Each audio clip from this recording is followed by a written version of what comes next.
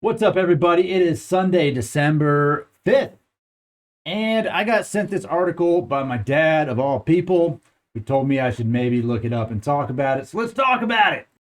More states consider a ban on gas powered lawn equipment. This seems to me, I don't know, it seems like lower on the totem pole than a lot of other things that make emissions.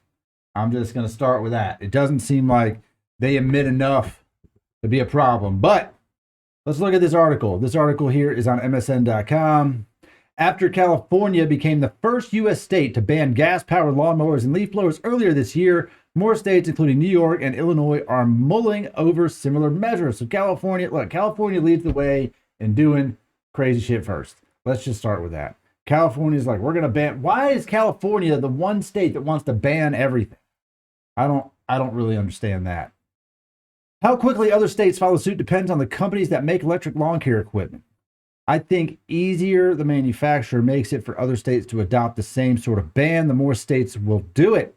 University of Southern California environmental law professor Robin Craig told CBS News correspondent Anthony Pura. Here's the deal. Just don't last long enough. If you run a lawn care business and you need to cut 5, 6, 10 yards a day, you can't do it with electric. It's not going to happen.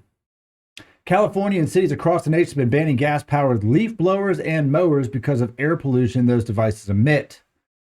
He actually stated in here that gas-powered tools emit pollutants that could lead to lung cancer, heart disease, and respiratory problems.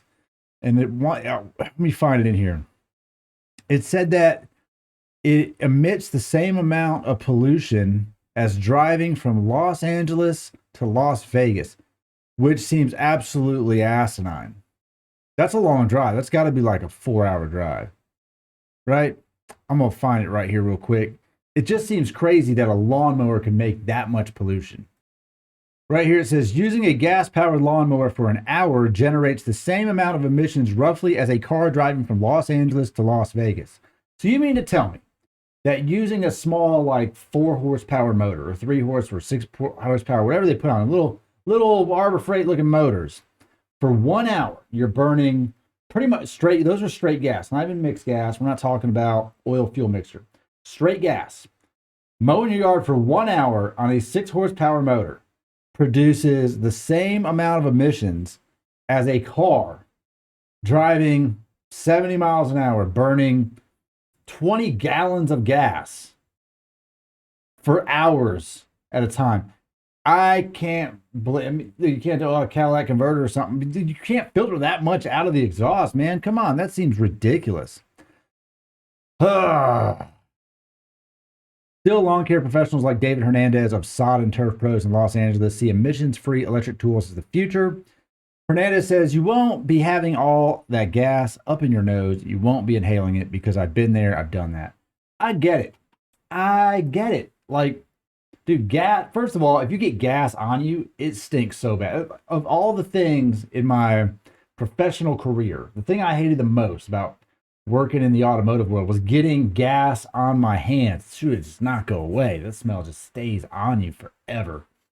But also, I mean, yeah, if you're out there, it stinks. That's just any motor. Like you're sitting on a motor, they stink. It's just exhaust. It's part of having natural combustion engines. I mean, I just don't see this being like the number one problem they should be tackling. But there's not enough. I have all electric stuff. Well, I have all electric stuff, plus I have a riding lawnmower. So the riding lawnmower, it makes it very quick. I can mow the yard in 15 minutes instead of an hour for the push mower. And the electric mower took forever. It took 3 batteries to mow the grass. Even at Megan's, it takes 3 batteries to cut the front yard or the backyard. I do have an electric backpack blower as well. It's not as powerful, and it definitely doesn't last as long. Batteries take longer to charge. You're talking about having a company that would have to have probably 20 batteries on a charger at all times just to rock and roll, to be like a professional yard equipment, especially if you're using 40-volt batteries, right? So you're going to be buying batteries that are $100 a pop. You're going to need $2,000 to $3,000 worth of batteries just to put in your lawn equipment. And as far as I know, I've never seen a zero-turn electric lawnmower. That would take some serious battery power. I mean, you're talking about just like a car battery in that thing to run it, or you know, battery, like a Tesla battery pack in it. You get Tesla to make you an electric zero turn mower that gets, I don't know, how many lawns per charge could you get out of that? It's not that they can't do it, but the equipment doesn't exist to start banning current equipment. You have to manufacture other stuff. It has to be somewhat affordable. Like zero turn mowers are expensive. So I could see a landscaper, like a decent company paying a good 10 grand for like a solid electric zero turn mower. I'm gonna look one up, see if there's one that even exists. I'm gonna say I've never seen one. Doesn't mean it's not out there. All right, this is what we found right here. Home Depot selling this thing for $4,100, made by Ryobi, 75 amp hour battery pack. What are the specs on this thing? I promise you, this is definitely not the big mama that you want there. 54 inch. What's that bad boy at? Give me that thing. What's that? RY 48140. If you're looking it up, RY 48140. Let's see what they have here.